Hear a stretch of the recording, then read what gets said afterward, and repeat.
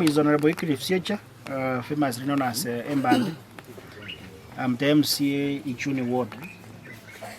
Yesterday at around 10 p.m. I received a distress call from one of the residents of this village, Mabuko South, who was informing me of an incident that was so bad that it happened on 3rd of this month. This is the father of that student who was schooling at Gogeche. I'm told she was in Form 1.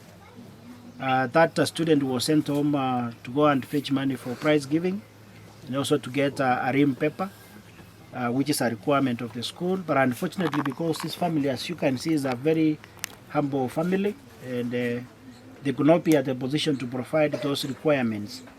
And thus that student did not manage to go back to school. As one of the family members has informed us here, the area assistant chief, Simon Yosano, made a call to inquire on why that girl was not in school. When he was given the information, he summoned the family, that is the parents to the late, that is I think Joyce Bonareri, to his office. When they got there, the chief was first was given information as to why this girl was not in school, because the lady, sorry for that, the lady was willing to be in school, but was outside school simply because of those requirements I've just mentioned. Nonetheless, upon being given that information, the chief decided to torture the lady, because those who were there, the parent is here, the mother is also here, the uncle to the late girl also was there. The chief decided to give this girl a corporal punishment of a mistake that she had not committed. To our expectation, what could have happened actually is the chief could have taken the initiative of even reaching out to the principal, or else finding a way of enabling this girl go back to school. The kind of torture we have been told that was given to this girl was bad.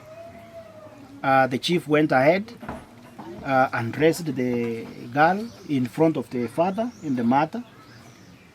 He caned her, sorry. And then there is something we call in Ekegusi, rise. But in English, it's we call it a stinging needle. I think it's a stinging needle, the one that stings the skin. And it was not being applied on maybe the legs or anywhere. It was being applied on the private parts of this girl. The breast and the other part that you know, which I cannot be able to mention before you. This girl also had his father being caned before our princes, simply because they are poor. Because if this, you can see this man, if he had money, definitely could have not allowed our firstborn child by the name Choice to be out of school. Actually, he could have taken her back to school immediately. But because you can see he lives hand to mouth, if he cannot be able to get a kibarua, then that simply means even the family will be sleeping hungry. The chief also applied punishment. Now, we don't know why was he caning even the father for not taking this, because it is not the will or the wish of the father that her daughter is at home. Caning someone simply because the daughter has not been sustained in school because of poverty, is that a crime in Kenya? How is that now? Even the constitution does not allow. Even if it means it is the police, even for that heinous crime called treason, there is no law that allows a person to be given such a kind of punishment. We are calling for justice.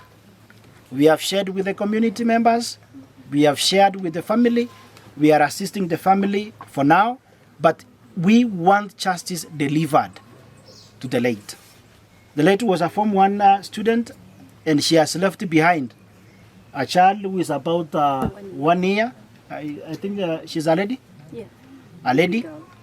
A baby girl who is about 1 year old. What we are calling for is for the national government administrative officers, starting from the CS Interior, coming down to the county commissioner, coming to the deputy county commissioner, cascading down to the assistant county commissioner. We want them to ensure that the said chief officer is behind bars, he faces the law, and is sentenced actually to life imprisonment, because what we have lost is life, and he must account for that life. We will not settle for anything less other than that. We have said and we have urged the family not to hurriedly proceed to the funeral program for the late. We want to ensure that before we proceed to bury her, that justice could have been served and delivered. The family has been enabled to do a post-mortem tomorrow. We will be there to stand in solidarity with the family.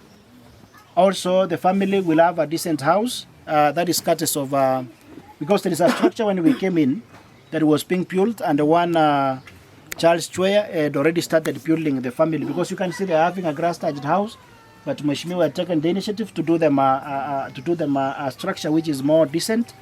And as per the information and reports we have been given is that Mheshimiwa will ensure that that house is done to completion tomorrow.